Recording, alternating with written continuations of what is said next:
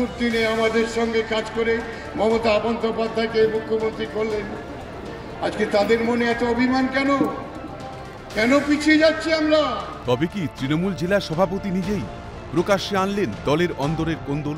আমরা পদ নিয়ে কাড়াকাড়ি করব না। আমি আজকে সভাপতি নেই বলে আমি গুম হয়ে চুপ করে বসে থাকবো, এই জিনিস চলতে পারে না। দল যখন যাকে মনে করবে তখন তাকে দায়িত্ব নেবে। দলের নির্দেশ আমাদেরকে মেনে নিতে হবে। মঞ্চ থেকে দলের কর্মীদের জন্য একের পর এক বার্তা। অভিমান করে বসে থাকবেন না, পদ থেকে সরিয়ে দেওয়া হলে গুম হয়ে বসে থাকবেন না, এইভাবেই আমরা পিছিয়ে যাচ্ছি।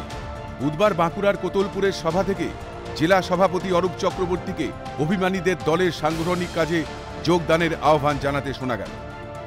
দুর্দিনে আমাদের সঙ্গে কাজ করে মমতা বন্দ্যোপাধ্যায়কে মুখ্যমন্ত্রী করলেন।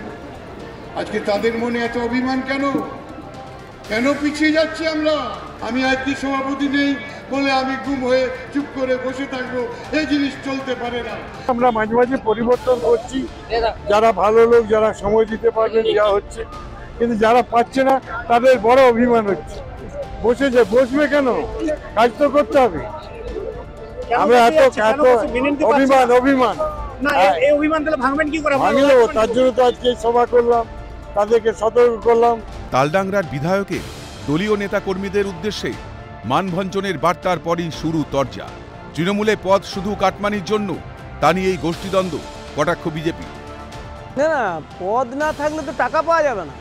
পদ না থাকবে না বললে তো গোটা দলটাই তো কাটমানিতে চলে, ঠিক আছে। আর গোষ্ঠীদ্বন্দ্ব যে কি প্রবল এবং প্রকট হয়েছে তা পরিষ্কার অরূপবাবুর কথাতেই বোঝা যাচ্ছে। এখন আবার নতুন করে বিধায়ক যোগ দিয়েছেন। দলের মধ্যেই সংঘাত চরমে। পঞ্চায়েত ভোটের আগে বিদ্রোহের শুরু শোনা গিয়েছিল একাধিক নেতাদের মুখে। এবার লোকসভার আগে প্রকাশ্যে দলের অভ্যন্তরীণ মতবিরোধ। কোন্দল সামাল দিতে গিয়ে নির্বাচনে তৃণমূলের জয়যাত্রায় বাধা পড়ছে না তো, প্রশ্ন উঠছে। বাঁকুড়া থেকে স্বরূপ রায়ের রিপোর্ট, ক্যালকাটা নিউজ।